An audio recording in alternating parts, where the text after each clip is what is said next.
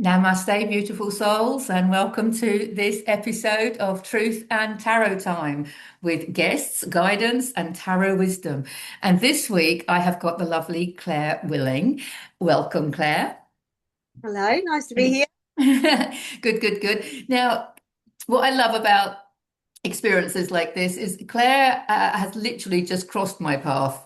We've been friends on Facebook for quite a while, I gather, but we didn't know each other at all. It was just a mutual friend mentioned her and mentioned the frequency work that she does. Well, of course, as soon as you mention that to me, I'm like, frequency work, I want to know more.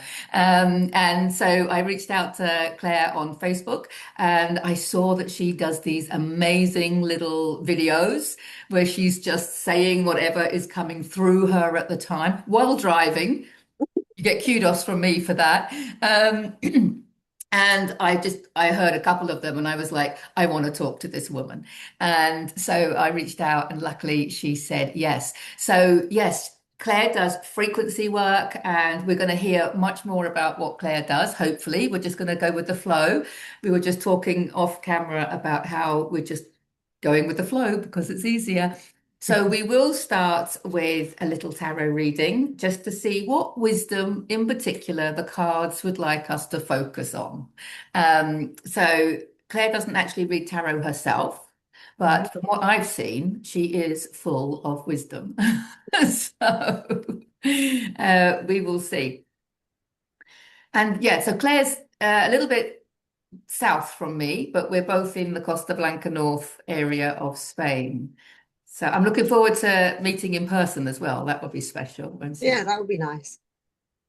And I love experiencing different modalities and different healing experiences. So I'm sure our paths are going to cross in person as well. So can we have some guidance, please, and some tarot wisdom for us to talk about today? Thank you, thank you, thank you, thank you, thank you, thank you. Stop, otherwise we'll be here all day. Um, ex right, so I always look at the one on the bottom as some kind of umbrella over the conversation.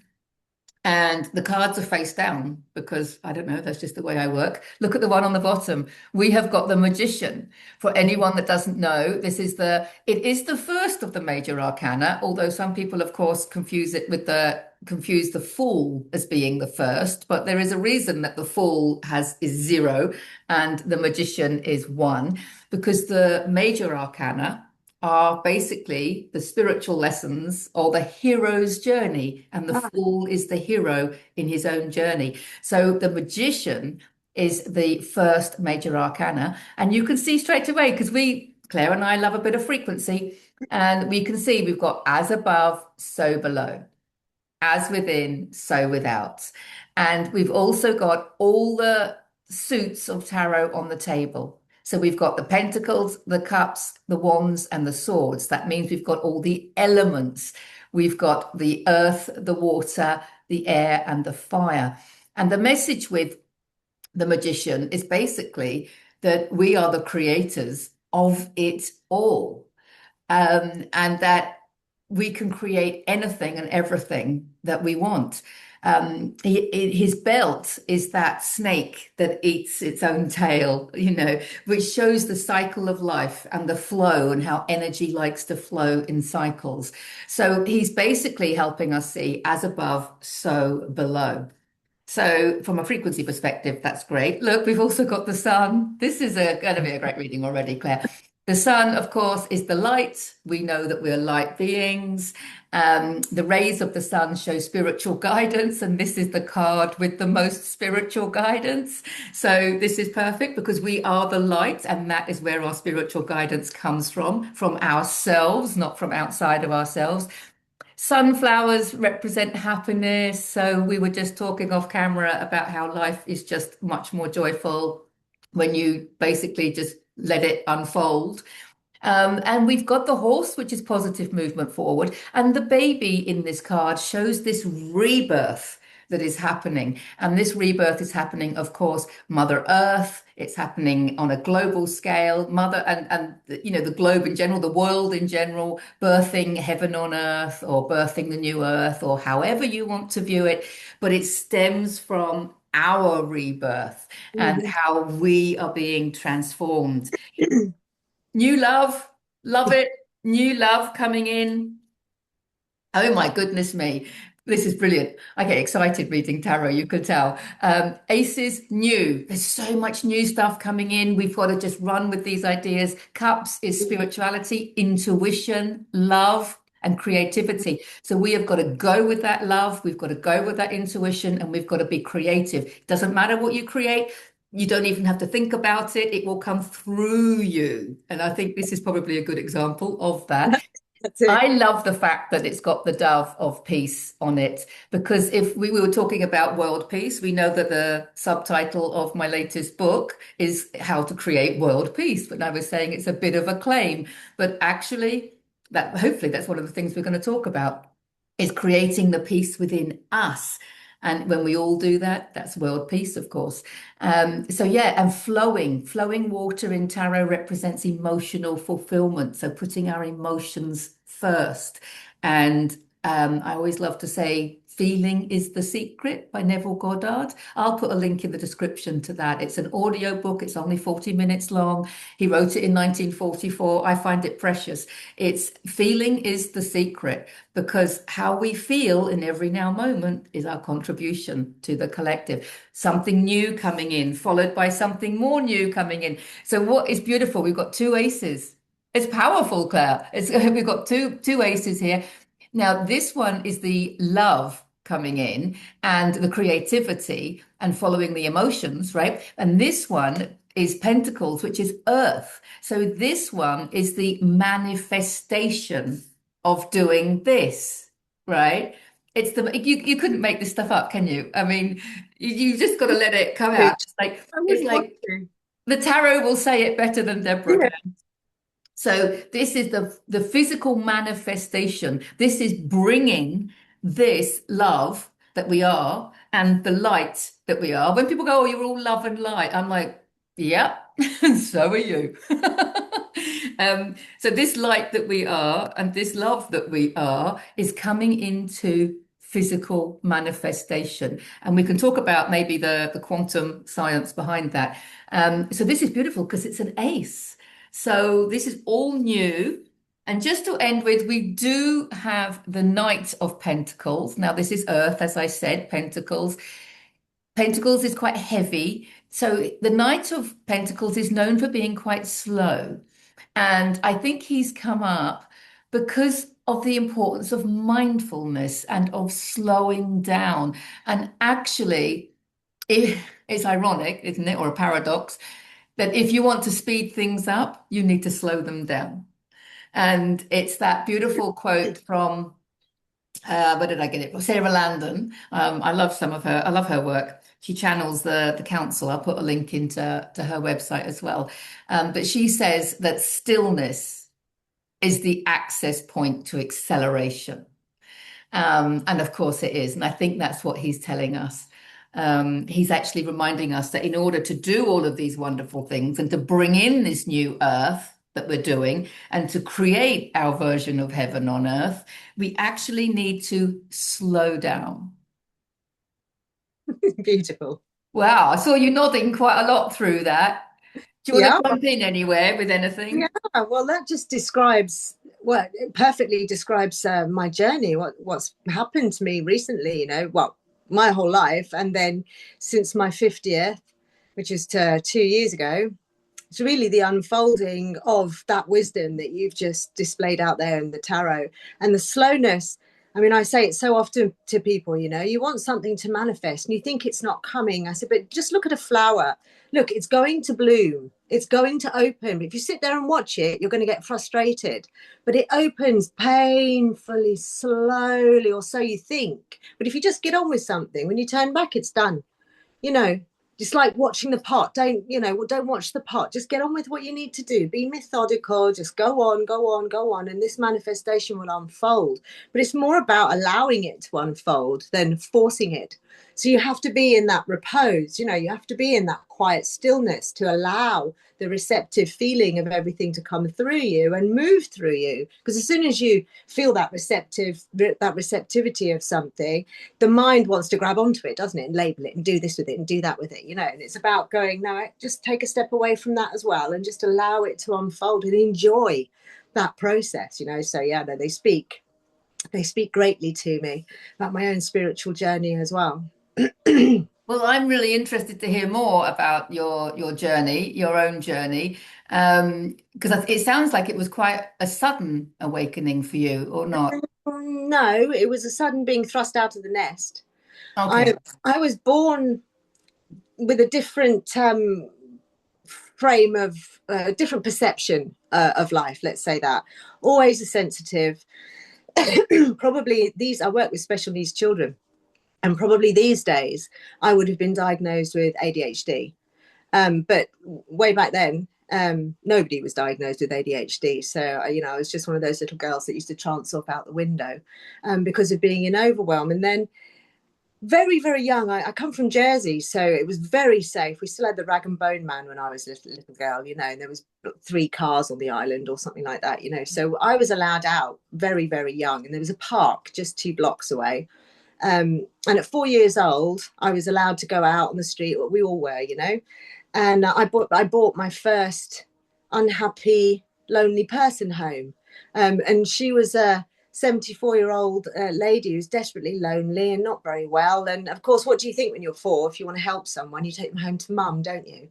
Because she's the one that fixes everything, apparently. My poor mum, bless her. That was the beginning of a long stream of people that, all sorts of people, criminals and vagrants and special needs people, and just all people that I was attracted to and were attracted to me because of my innate ability to help.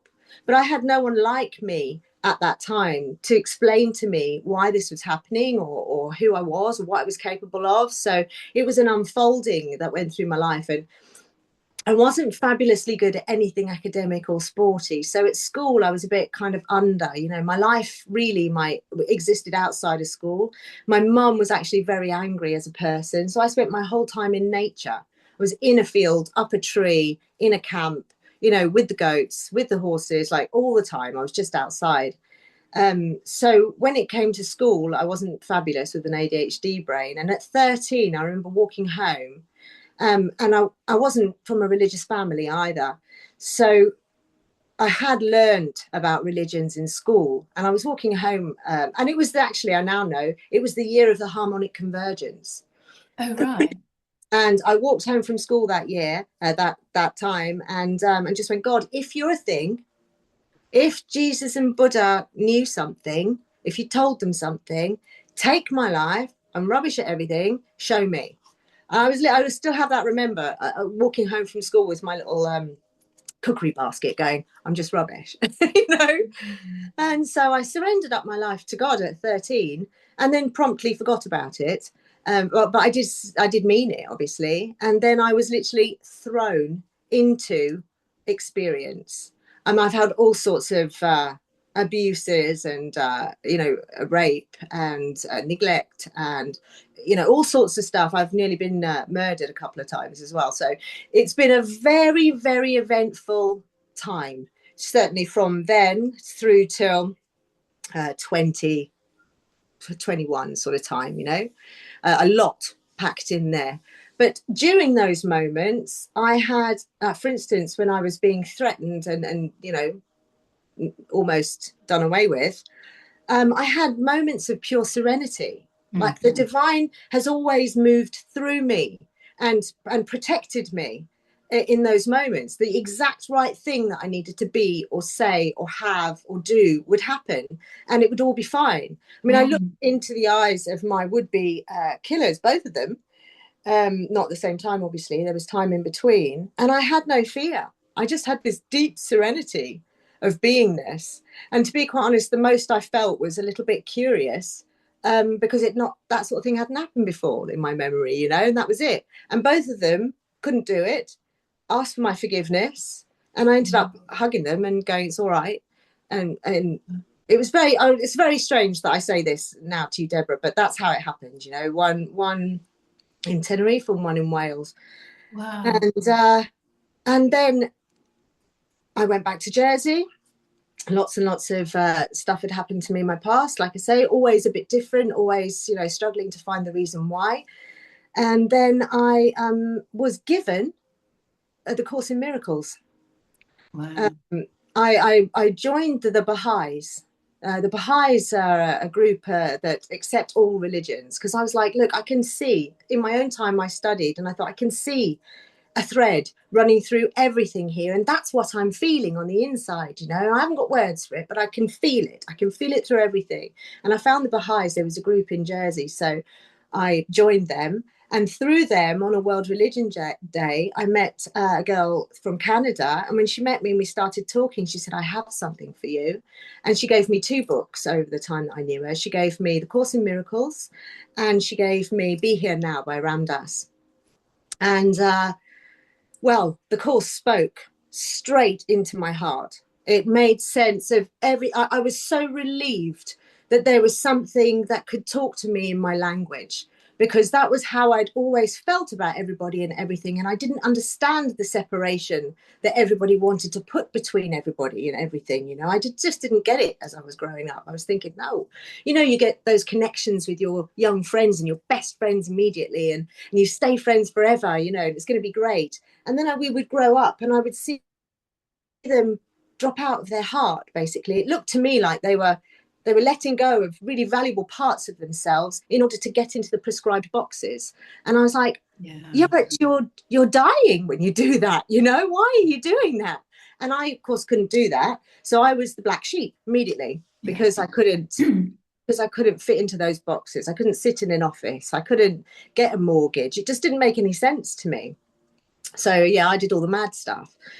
Though I read the Course in Miracles in 6 weeks, it literally, I just soaked it in. It didn't leave my possession. I had it on me all the time. If I could take 5 minutes and read some, I would. And I just drank it in.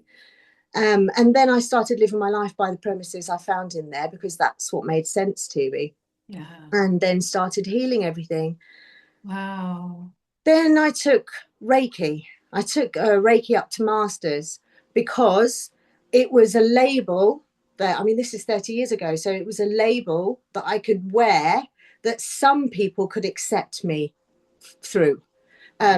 So I did that. I took the Reiki, like I say, but what I was doing before, I was already doing without Reiki, you know, without the It's name. like you're a natural healer. When I Yeah, asked you that question, didn't I? I was yeah, like, are you a natural healer, or are these yeah, modalities that you've learned? But it seems like sometimes you have to learn a modality to channel your natural healing. yeah, Yeah, I yeah. Well, understand that. I Yeah. was at the point where I was really, you know, bothered about being seen. I wanted to be seen, you know, and I wanted to be loved, and I wanted to be, you know, because I wasn't really as a child. I was, but through my own perception, Yeah. I wasn't good enough. You know, I wasn't good enough for school. I wasn't good enough for my parents. I wasn't good enough. And of course, that's not the truth, but that was how I took it with my Yeah. little child brain, you know. So yeah, I was desperately looking for acceptance, and that's why I did it, really. But I didn't ever charge for it and make it my way of living, you know, because I didn't feel that that was right. At the time, it wasn't. Like, I remember finishing the master's course, getting in the car, there's a car full of women, and one of them said, "Oh, look, car full of masters, how much are you going to be charging when we get back to Jersey?" And this was the conversation in the car. And then when it came to my turn to say something, I was like, I'm not going to do that. I'm not going to charge. I'm not going to use it. And also, I don't regard myself as a master. I've literally just been attuned to the master of energy. How could I have mastered it? I Yeah. haven't. Like, and so I was even on the outside of the Reiki group that I trained with, but that was fine anyway, because it was for my own life. Yeah, And I I think most of the stayed modalities in are, aren't spirit. they? For that we learn them for our benefit. That's it. Um, and Reiki for me was also, it's like a stepping stone. For me, it was an introduction to the power of energy. That's That, when I learned the power of energy. But I've never offered Reiki as a modality. no, But that's it. I think we just need it. It's like to me, Reiki is like the leg up. Yeah. It's like an affirmation, isn't it? For me, it was like, oh, that is what you've got. That is what you can feel. You Yeah. know, there's a whole body of people there who can tell you, yes, we feel it too. You know, And it gives a little bit of structure to your energy and stuff like that. Yeah, I agree. I just want to um it's also fascinating. But the bit that you said about 13, when you offered yourself to God, and then you said, "Oh, then I forgot about it when trauma came in." And well, God obviously didn't forget about it. I know clearly. That was such a beautiful evidence that God obviously didn't forget about it. And this whole idea of, you know, we evolve through trauma. So it's almost like, you offered yourself to God, and God is like, well, your soul path, you've got to have your share of trauma because that's how you're going to grow. That's where you're going to learn stuff. You wouldn't be in that state of desperation whereby you're going to grab the Course in Miracles and absorb it so much. It's like we have to have that. We have to have the But darkness to show appreciation. us the light. I've got nothing but appreciation for it. You Yeah. know, even when I've looked back on any, and I mean, they've been real traumas, Yeah. real, you know, traumas. But for me, when I look back on them, I don't see any baddies now. There's no perpetrators. There's no one who's guilty, because you just got to keep pointing the finger back and back and back and back and back, haven't you? You can't blame one person because they're the product of their, anyway. So there's no one to blame. And I've got nothing but appreciation. I look back on it and I just think, wow, wow. For the grace of God go I, really. I, I just feel like, wow, humbled and in awe the whole time of the perfection of how the plan goes together, and how it's really got very little to do with what my mind thinks it is. You know, that doesn't matter. Whatever labels I want to give it, whatever troubles I tend to have in my mind, none of that matters, because I can just let that go. And Yeah. literally, it's that easy. I can just let it go. And then the wisdom arises through me. And although I'm very fortunate to have the path that I've had, so that I can eloquently tell you all about it, what I do know is that is a faculty, a facility that we all have, and that it is the way out of all the psychological trauma that we've all been dealing with, and that's given us this world that we're now living in. In order to come out of this, we need to become present. We need to awaken into our presence. And then we realize, and it's not for me to say to anybody what that is. I can't say to you what it is, because for you, it's going to be whatever it is for you. And Yeah. it's your connection to the divine in you, so that's for you to unfold into. And my job, here we go, the frequency work, is just to facilitate a space for that to occur in you. Obviously, you've got to participate, you've got to surrender. There are certain criteria that you've got to use from your operating system. But should you wish and you do it, then that's the awakening. That's where we connect to your lovely book there, The End of War.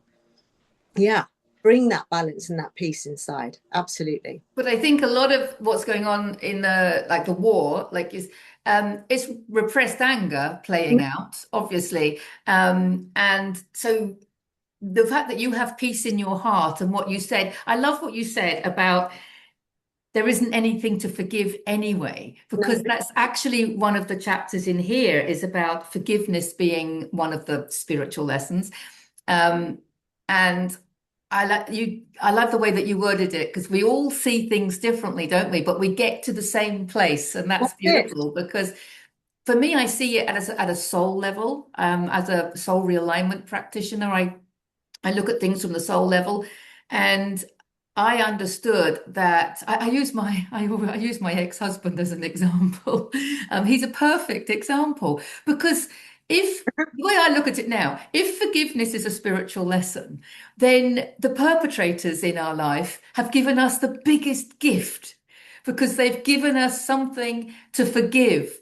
And that's what's helped us because Yeah, that anger, and it's Mark Twain, wasn't it, that said anger is like an acid. It does more damage to the vessel carrying it yes, than to anything you can pour yeah, it on. So when you realize, and the other thing about forgiveness, I think as well, I think about this with the ex-husband. He doesn't mind me talking about him, bless him. I have so much love and gratitude. Well, we do for each other now. It's we have a yeah, son as well, so it's perfect. But one of the other things that the way I look at it is, of course, this reflection that everybody is a vibrational reflection of yeah, us. So while he was like being horrible to me, shall we say, we had a dysfunctional first marriage, let's say. I mean, dysfunctional, it was obviously functional because it helped us learn that it did wasn't the what way to go. Sorry? you needed, not what you Yeah, wanted. exactly. But the way I look at it is he was reflecting back to me my lack of self-love. And it was so when I realized that, I had a bit of a, oh my God, that's all he was doing was reflecting back my lack of self-love. So then I was like, that's my fault. Like I'm the guilty one. So I've got to forgive myself. So I kind of went through this process on the forgiveness thing. And then when you look at it as in, when Rumi says there is no right and wrong, well, actually, it was Shakespeare, I think, that said there is no right and wrong. There's only your thinking that makes it so. And then Rumi said, there is a field beyond right and wrong. I'll meet you there. And when you get to that field where you realize there is no right and wrong, then you realize that there is no need for Well, forgiveness. it's no wonder Buddha was laughing when he lied under the Bodhi tree. When I first read that, I was like, many years ago, I was like, he was laughing. And then when it dawned on me, I was laughing. I was laughing at myself in the same repose. And then I was laughing at the fact that I hadn't understood why Buddha was laughing, but it's also, it's the isness, the isness. There's no judgment in it. There's discernment to make your way through, but there's Yeah, no weight inherently in it. Everything that has meaning for us, we give the meaning to. And that's the Course in Miracles 101. You have given everything its meaning that it has for you. And we're living in such a less dense now, less dense than it was, yes, but dense, heavy, judgmental realm, with on for the purpose of us recognizing it and releasing it, recognizing it and releasing it, to upload to this beautiful morphogenic field that we're all attached to. And that's something I'd like to talk about, actually, the morphogenic fields. How, yes. what do you feel about the Well, morphogenic please, field? please, please do. I was just thinking something else. I have so many things I want to There's say. We'll loads of have to things. do another. We'll have to do another one. The first thing that came up, because we're both talking about this, there is nothing to forgive. Well, there's going to be people looking at the world today and some of the behavior of people in the world today that's come to light over the last few years, especially. Yeah, yeah. What would you say to them? Okay. They say, how can you say, we need, or people that I understand that they're I get it. entangling Oh, at yeah. that frequency. Right. So boots on the ground. If you're when we're on the ground, when we're here, when we're in our bodies and identified with our minds, then the details of what we see play out, all those horrific things that are happening behind closed doors and out in the world, they are literally horrific. They are horrific. And from the mind's perspective, it's not acceptable. It's not. And of course it's not, because in that density, it's not acceptable. And if it was to happen in front of me, I wouldn't let it happen. I'm not condoning it. No. However, like the American Indians would talk about, I've literally just made a video about this the other day. The American Indians talk about having the eagle eye view, because when you look at a situation from the ground, you just see the thing that's in front of you. But when you look at it from above, then you can see the entirety of what's happening. And so for the disparity between boots on the ground, oh my God, it's horrific, to there is nothing to forgive, it's a matter of perspective. It's a matter of where you're perceiving the reality that you're in from. If you perceive it from your mind's point of view on the ground and you look at it the way like that, just the way the news tells us about it, then yes, of course it is awful. But if you can look at it, if you can uplift yourself, and you can get perfect at this if you want, and you will, but it's normally an in and out thing. But if you can look at it from your eternal soul's point of view, then it doesn't look like that. Nothing looks as painful or as awful as your mind would have it, because your mind is attached to the body, which is a one-time thing. It's a finite thing. It's got a beginning, a middle, and an end. But from your eternal soul's point of view, it's all just unfolding, and it's all happening all at the same time. So it's okay as far as your eternal soul's point of view is concerned. And it's that part of you that's connected into the divine. And it's that part of you that, if you let it, orchestrates how you speak and what you do and the opportunities that come to you, and changes the frequency of everything around you. And it's not up to you how that happens, but the willingness to let go of the judgment of what you see is the tricky part. Yeah. Because you've got to step from your mind's perspective, which is a real perspective. Yes, there is blood and it is awful, and yeah, but you've got to choose to forgive that. You've got to choose to let that part of you go. It's a really internal use of forgiveness. It's to give away, to surrender your own ill will towards others, towards yourself, towards whatever. And then you allow the arising of wisdom. And then you will know, because of your own inner thoughts, your own inner rhythm, what the truth really is. I mean, like I say, I can't persuade somebody who's feeling the pain that there's nothing to forgive. No. That's not my job. That's the job of the divine. I can't do that. And I can't even adequately explain it, because that's not my job. My job is to facilitate a space where you can feel better, where you can realize that connection inside you, and where beautiful unfolding can happen in your own time. That's my job. And I think our job, if we're going to look at it like that, I think our job is to be who we came here to be. That's it. And we are all so unique and so different. And one of the things that I do in the soul realignment is the soul profile, reading the profile of the soul. So I can already tell kind of what energies you're dominant in. People don't need to know them. When they're tuned in and in alignment and coherent, then they're just going to naturally live that. So I think with both of us, we're dominant in divine self-expression. We're talkers. We like talking. And when we're out of balance, I don't know about you, but when I was out of balance, when I was less conscious, like as a child or whatever, I was and it was a lot of be quiet, Deborah, this kind of thing. But I think, so that's why doing a podcast like this, although I wasn't thinking about it at that level, it was an inspiration that came that I'm just running with. But I think when we use our gifts and our strengths and do what brings us joy, we don't even have to think about it.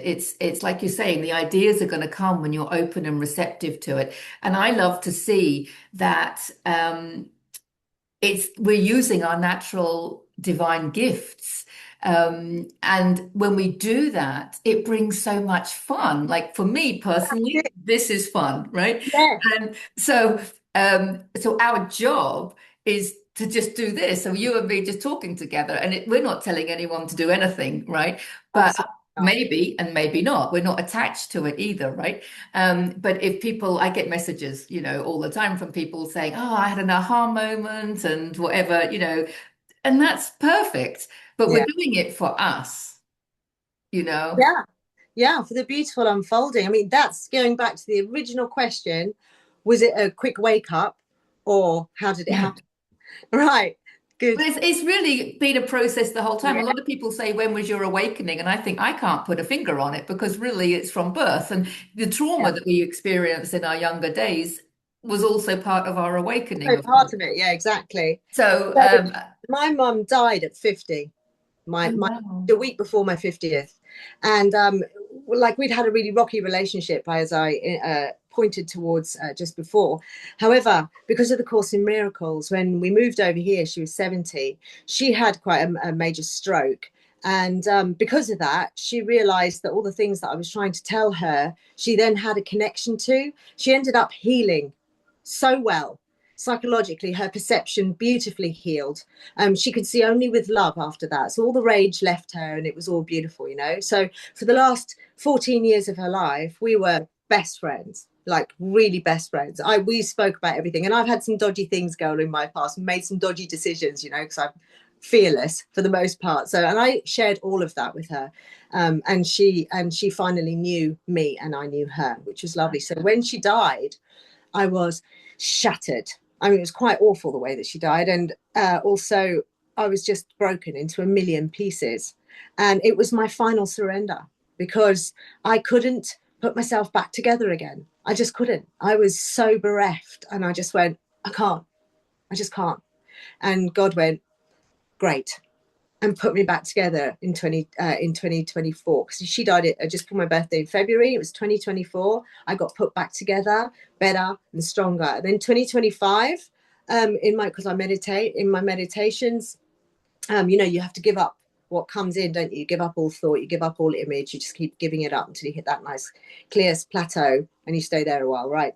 So this voice just wouldn't stop, just wouldn't stop talking. So I had to write it down.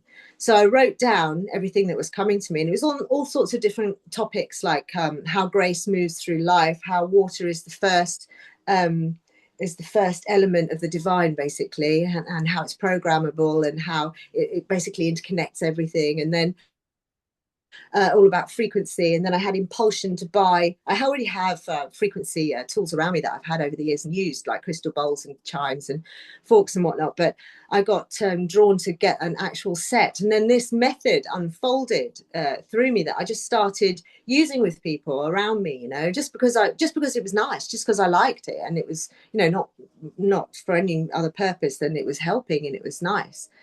And then this voice inside just, I think, for me, when you give up identifying with what your mind's troddling on about, then the intuitive impulsion gets louder. It gets much clearer for you, however it is that you receive it. And I'm clairaudient, so for me, I hear actual words now, you know, it's not a vague impulsion. So I got told quite, you know, strictly to do it like this and to do it like that. And I didn't listen to start off with. I was like, yeah, well, that's counterintuitive. That's like, that doesn't make logical sense, what you're telling me to do there. So no.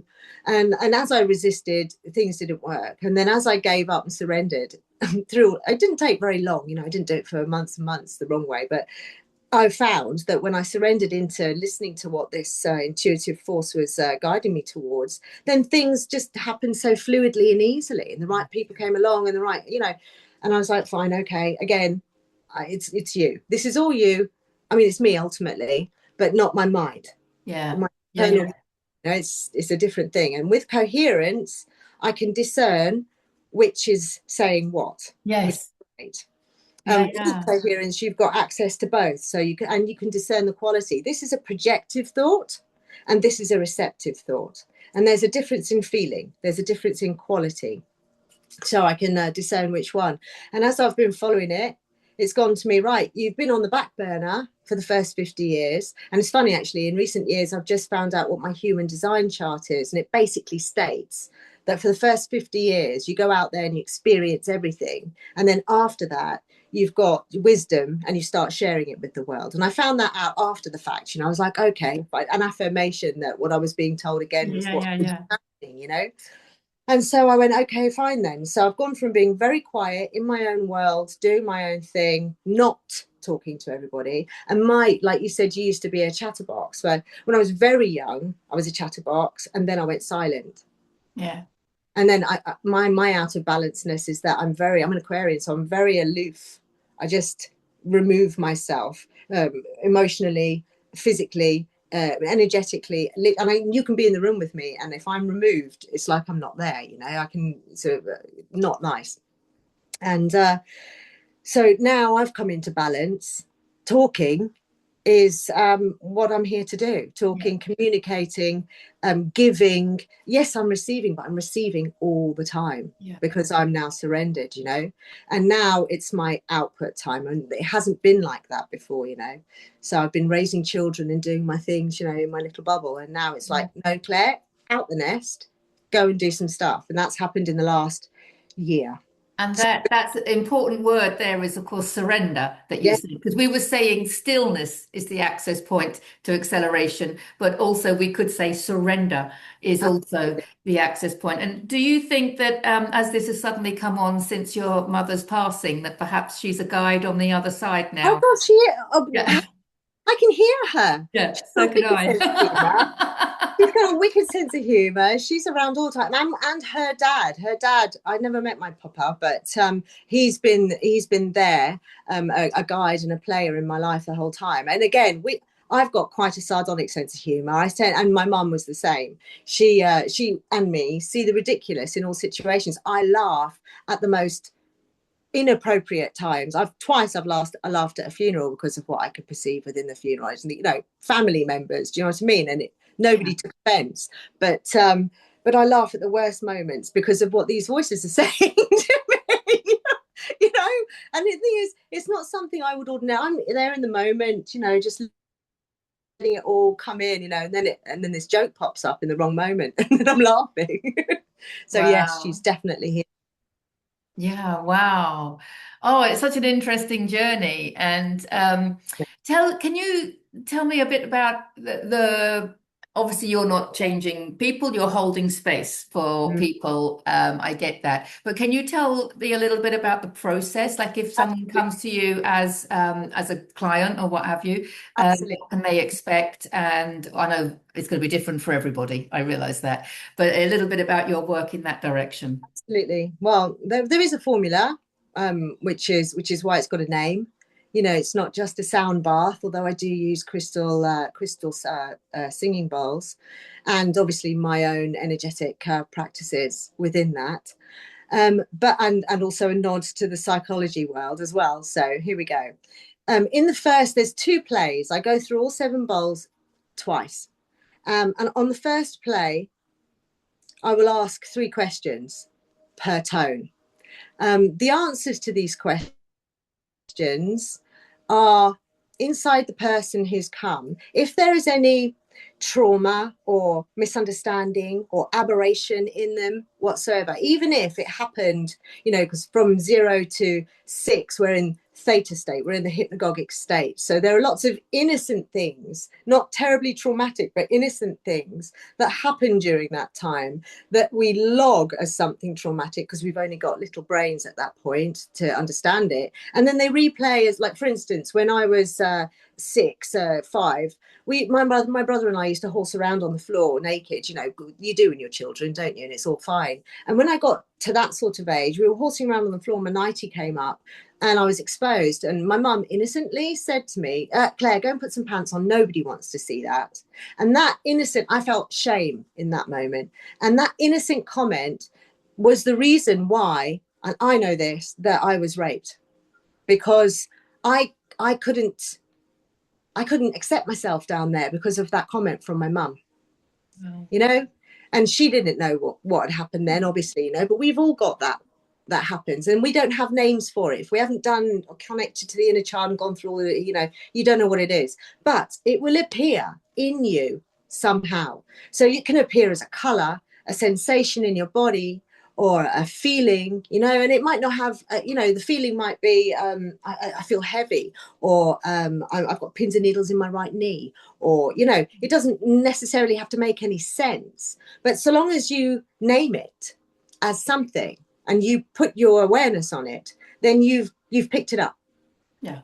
So when you've done that, and I play the tone and I do what I'm doing to release it, then the tone plus what I'm doing takes it from you, and with your corporation, you surrender. I don't want it.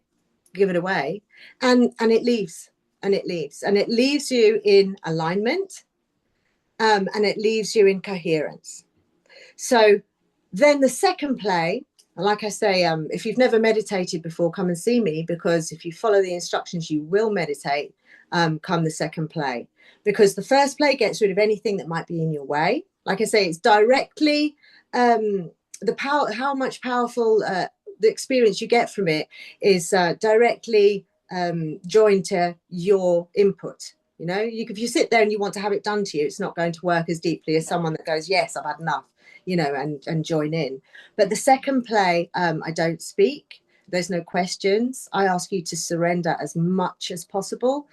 Every thought, image, feeling, everything that comes, just surrender, surrender, surrender, surrender it up to that clear, higher version of you. You know, we're all happy thinking about lower versions. Oh, I have a tendency to be angry. I have a tendency to lose my patience, whatever.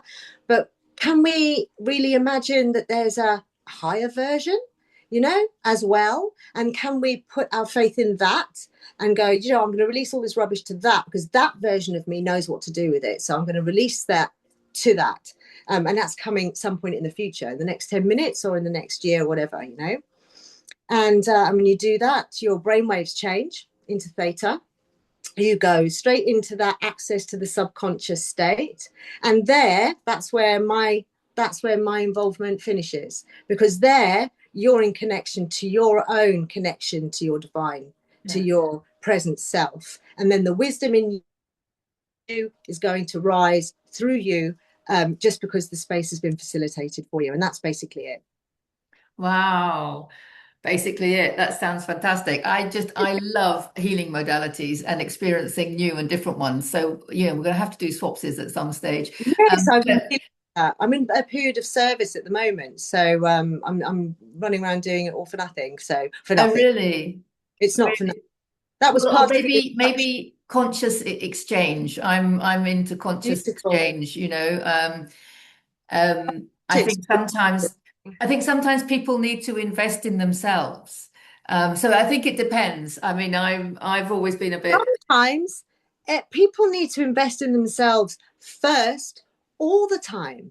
I mean, of that's course. the thing. That's the thing. You're not, you know, being selfless is actually probably the most selfish thing you can do. You Yeah. have to put yourself, your feeling space, at the absolute top of your list before you look at or do anything else. Yeah. It's how are you feeling? And if it's not great, sort that out first. Get back into your connection to your presence, and then do whatever it is you have to Get do. into coherence. Yeah. Exactly. Because I mean, it's back to, you know, this reflection. There is actually nothing outside of us. What is outside is a holographic projection of Oh, our yeah. frequency. So you by looking after your frequency, the self-love, raising your frequency all the time. So this is perfect because you see, for me, I love swanning around, trying out different healing modalities, you know, and I'm always happy to pay for them.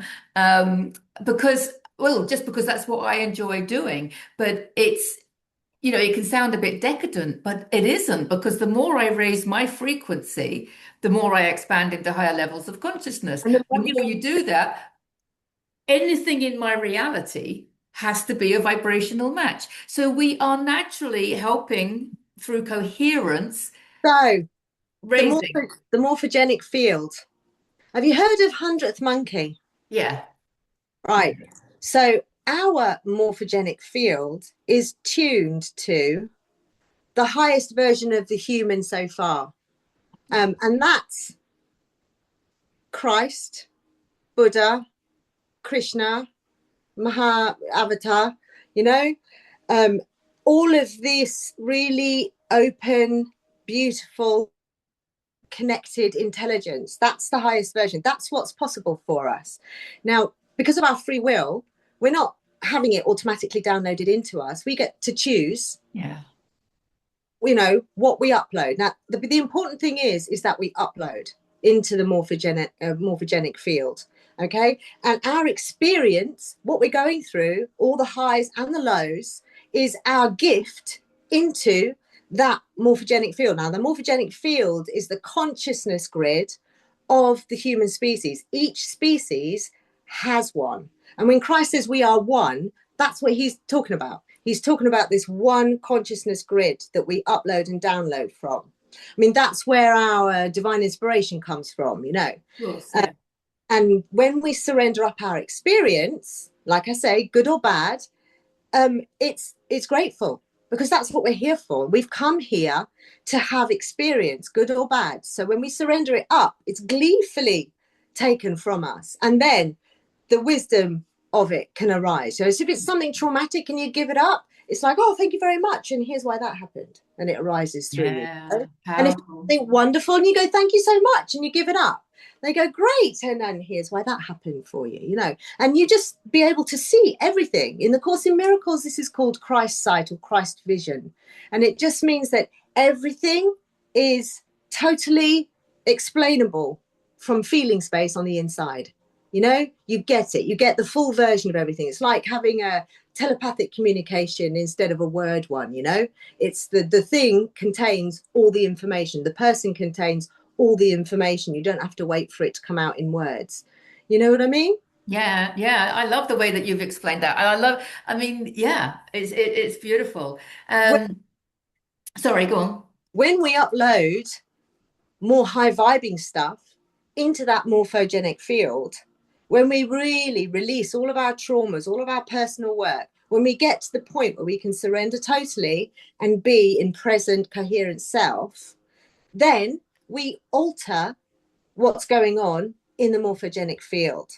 And it uplifts not just us, but everybody. We're like bumper cars connected into this morphogenic field, you know, and we're all going around like this, and we're all getting a quality of thought. And that's why 100th Monkey works. If enough of us do the work, come into coherent present self and surrender to the highest version of us, then that filters through the morphogenic field and comes down through all the other bumper cars that don't necessarily haven't done the work or whatever, and they just feel better. Yeah. People start to feel better. They just start to act better.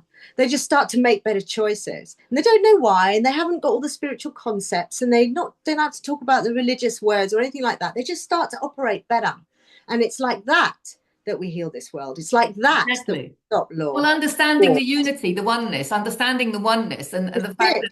that, like Rumi says, you're the whole ocean in one drop. You know, when we understand that we are the whole universe in one human being, obviously doing what we love, raising our own frequency, and being in that coherent state of love, clearly is serving everything and everyone.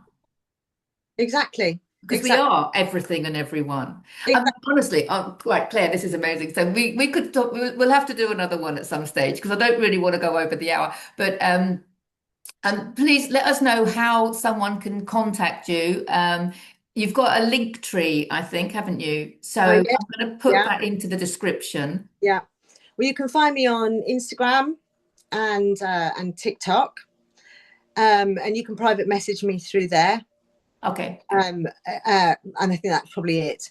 You know, Okay. And you'll find my personal Instagram on my Frequency Adjustment Bureau Instagram, so you can click on that link and come to my personal page.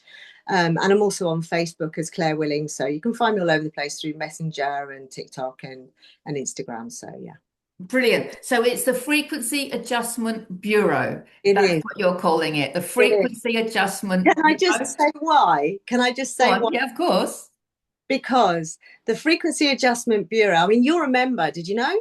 You're a member of the Frequency Adjustment Bureau. That's the beauty of it. It's a growing group of people who are raising their vibration and coming into present coherence, and they're affecting the world around them, one person, one moment, one place at a time. And as the lights go on inside us, so the Bureau grows. And that's what we are. We're the Frequency Adjustment Bureau. It's not just me. If you're feeling well and you're present, you're a member too. And It's heart coherence, isn't it? that's it. It's heart coherence. Oh my God. Well, I'm definitely coming down to you for a session. And I will put links in the description to so anyone else can contact you as well. Do you do what you do online or is it all in person? No, it has to be in person. Okay. It has to be in person. Yeah. The resonance doesn't make it through online, so in person. Okay, interesting. I Yeah, I have a different experience. I do a lot of work online and I personally don't see a difference whether I'm in person with somebody or whether I'm online with them. I find it, Crystal bowls, it's the resonance of the crystal oh bowls. yes, it could be with the sound. Yeah. That's what I'm talking about. That's Yeah, what with doesn't the work. sound. Yeah, that You have to makes have really sense. big videos at the other end and stuff like that, and people don't have that generally, so it's an in-person Yeah, thing, the but bars. it's a lovely thing to experience in person as well, of course. So I'm Yeah. looking forward to it. Wow, wow, wow, that is amazing. So yeah, and what beautiful cards. But that kind Okay. of basically summed it all up. So what you're saying is, yeah, we are the creator. Look, he's tapping into that field that you're talking about, bringing it down to earth and being the light. And what a beautiful light you are, Claire. I'm like so, happy that you agreed to this. And this is the new, the new, the new, the new This is it. coming in. Oh, And Tina. this is your surrender. That's Surrender is the access point to acceleration that's there. it. And one of the other things, just to end with, I think your surname is amazing as well, Willing, because I have this. I don't know whether you look at the Map of Consciousness by David Hawkins. I'm sure you're familiar with that. Are you not familiar with that? I don't know. The Map of Consciousness by David Hawkins. Willing is at like 310. There's a pivot line, between contraction and expansion, or between power and force. And willing, I've got a video about willing. I've got a whole chapter in here about it, because to me, willingness is the door to love. It's that It's willingness a to be miracle. different, willingness to do something Yeah. different, willingness to try Yeah. something new, willingness to be wrong. This Yeah. willingness is just so powerful, so I think Claire Willing is a very appropriate name. That you're willing to just do it, follow your heart, Okay. and oh, it's amazing. It's beautiful. Thank you so much for Thank joining me you. today. Thank And I look forward to the next time. But is there anything you want to say or share before we say goodbye? Do you know, really, the only thing I want to say, and I know many people online are saying the same thing, but I want to say that genuinely, genuinely, from my heart to yours and everybody's out there, I love you. I Mm, really do. yeah, And I want to bring you into that feeling somehow. yeah, yeah, And yeah, yeah. It's love, isn't it? Yeah. yeah. I love you too, Claire. I haven't known you very long, but I love you too. It's just, yeah, it's amazing, isn't it? Virtual hug. Looking forward to a hug in person when our Yeah. paths cross in person. That'd be Wow. perfect. Thank you, thank you, thank you for being the love that you are, and for therefore encouraging the reflection and the coherence of love in others. So, yeah, beautiful, beautiful, beautiful. Thank you, Thank you, Deb. thank you, thank you, Claire. Thank you to anyone that's got to the end of this video. I'm always appreciative. So remember to like, share, comment, and all those YouTubey things. And I look forward to seeing you in the next one. Mwah, mwah, mwah. Bye for now. Bye for now.